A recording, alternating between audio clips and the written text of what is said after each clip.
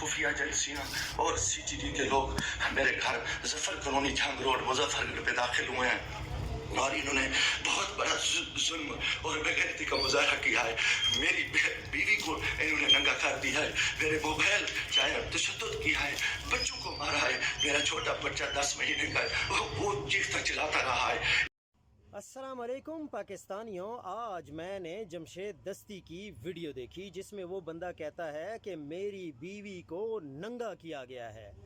अब ये लोग इस हद तक गिर चुके हैं कि अब हर एक का मुंह बंद करना इनका मकसद है, क्योंकि इन्होंने नवाज शरीफ के साथ लंदन प्लान तय किया हुआ है। तो अब लंदन प्लान को कंप्लीट करने के लिए ये किसी भी हद तक गिर सकते हैं। हैरानगी की बात यह है कि आखिर ये सब करने की क्या ज़रूरत है। अगर जमशेद दस्ती ने कोई जुल्म किया है या कोई जुर्म किया है, उसको पकड़ें, उसको अदालत में पेश करें, उसको सज़ा दें। अगर उसकी सज़ाए मौत बनती है तो बेशक सज़ाए मौत दे दें।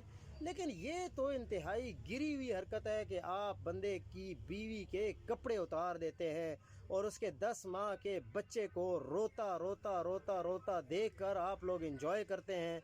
हैरानगी की बात है, पता नहीं हम किस तरफ जा रहे हैं।